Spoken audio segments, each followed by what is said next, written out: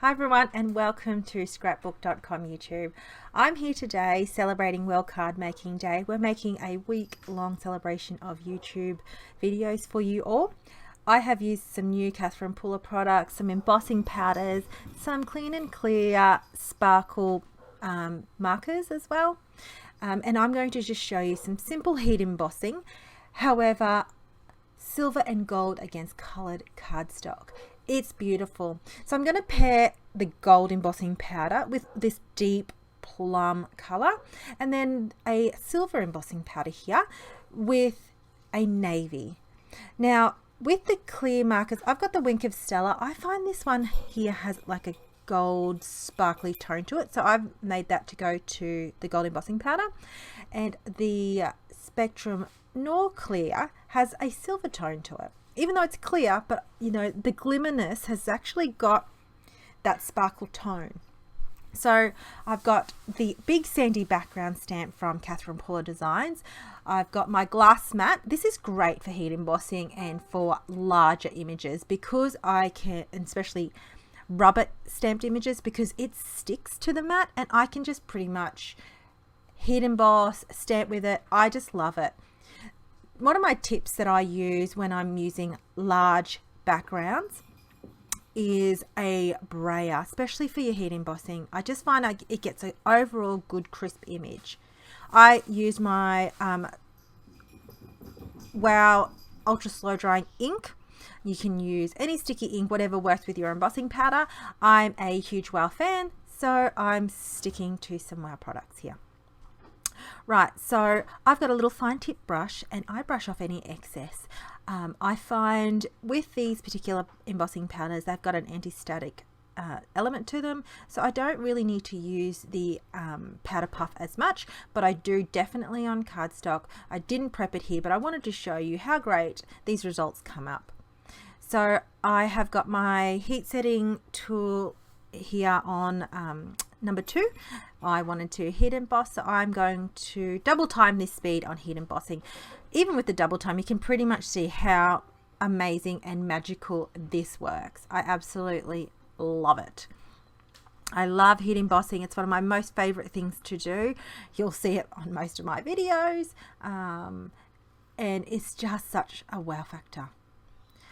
So here is the Spectrum Noir clear marker, and this has got that silver tone, so you can pretty much, I'm just going to follow some of the patterns, so it's going to be like a tone on tone, both these cards, with some added sparkles. And that's how simple I'm going to actually leave these cards. Even the sparkle markers, you know, how they leave such different tones on your cards.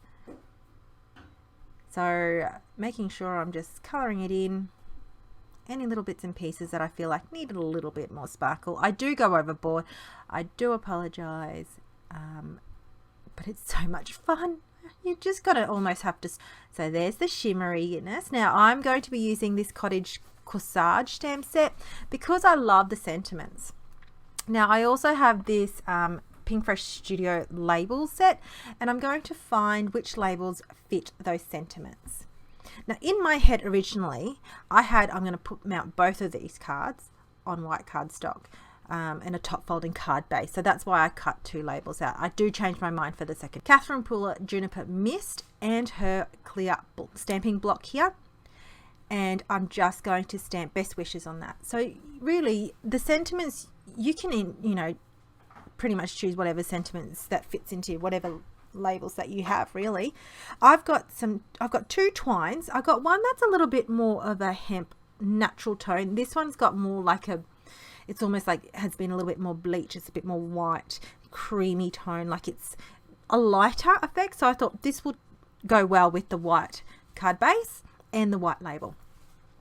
I have used some square foam mount on behind the label die.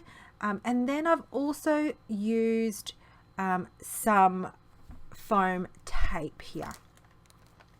I've got them, it's quite thick and I love it, so I'm going to add a little bit of dimension, and I'm just going to snip these along at least 4 or 5 times. So I'm going to cover the whole back.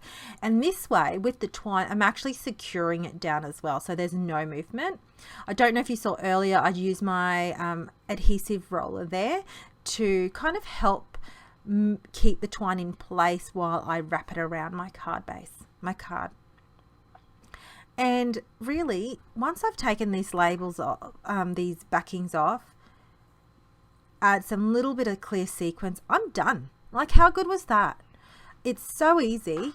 I add my clear sequins, these are flat base, and I just use multi-matte medium, Ranger multi-matte medium. I place it on my glass mat, a little daub, and then I just pick it up.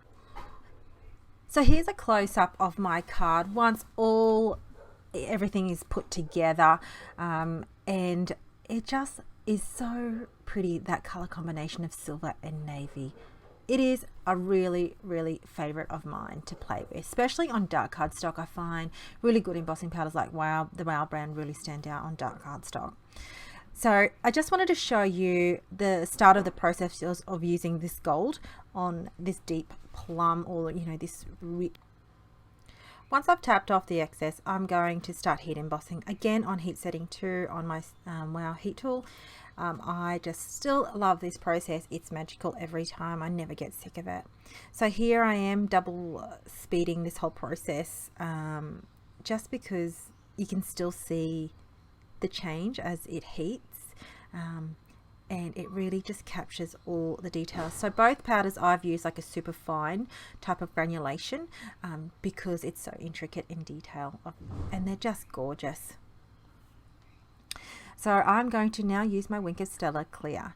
This has got a gold shimmer element to it, so I have really, really enjoyed coloring this. I use the darkness of the cardstock when the wet touches the cardstock as my guide, and I move along and try not to overlap, and just make sure I stick to the pattern.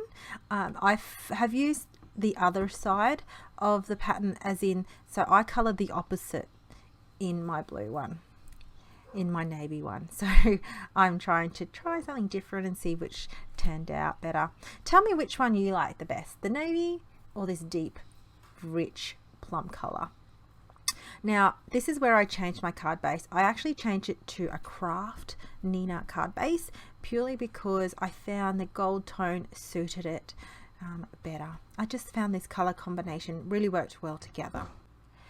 So I'm sticking this all together the same exact process, using my square foam, using my tape, wrap the twine around. This one's a little bit more of that hemp one I was telling you, and these are the two cards side by side. So tell me what you like, which color combo you like. I like them both. I don't think I could choose, and I've got a close-up of these together. So thanks for watching. I hope you leave a comment. I'd absolutely love to hear from you, and I look forward to seeing everyone's creation for World Card Making Day. See you later.